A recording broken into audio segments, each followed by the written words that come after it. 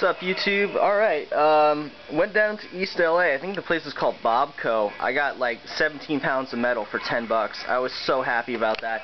I got some nice fat 1.5 inch by 1.5 inch, 1/8 of an inch wall tubing, and that just fits beautifully into that joint right there. I got to toot my own horn on that one. I love that. I love how that's fitting. Everything's canted this way just a little bit because I got some clearance issues with that rear reflector light. That guy's going to go so quick. But as you can see, I just barely cleared that engine, and I am very happy about that. The engine's almost balancing right by itself, like right in the center here. I don't know if you guys can see that. It's just right on the center. I've got leaning up against the box. But this is pretty much where she's going to sit. Nice and far forward like this, which is how I want it, in case I need to put like a jack shaft or something right here.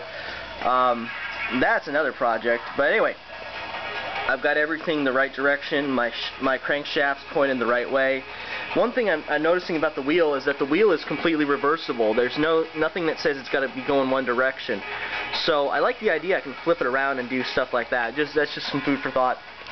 Anyway, I'm going to have a nice bar coming from point A to point B to meet this guy up here. One thing I've been brainstorming about is I'm like, well, wait a minute here. I cleared the engine, I cleared the valve system. What's to stop me from having a bar coming down at an angle and meeting this guy and keeping that nice low seat? And the short answer is nothing. I'm going to have to make a nice cut on this guy and then obviously have a bar meet up and match it up and so forth. But at the same time, yeah, why not? Why not? I'm going to keep that nice low seat, or keep that seat as low as possible, which is a nice goal to have everything just really cool. Let me see here. Yeah, and then I've got some 1/2 by 1/2 by 1 1/2 by 1, and that stuff is gonna go right here. I don't want to knock any of this stuff over. And then, you know, meet that guy somewhere in mid-air, or even just go from point A, go to point A to point B, and then have another bar angle down and meet that guy.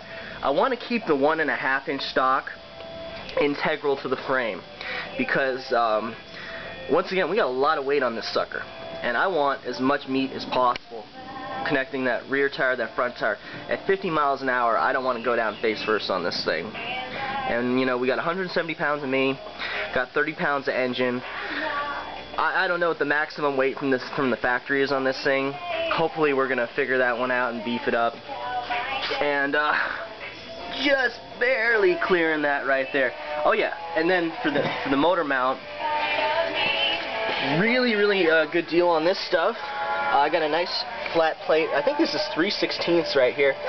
It was just perfect, just right about 5 inches across, which is almost exactly what I was looking for. It's a little bit longer than I need. I only need 16 inches, and this thing was like 2 feet or something. But hey, whatever, more metal for me to play around with. Couldn't beat the price. Saved me a ton of time on cutting this stuff down.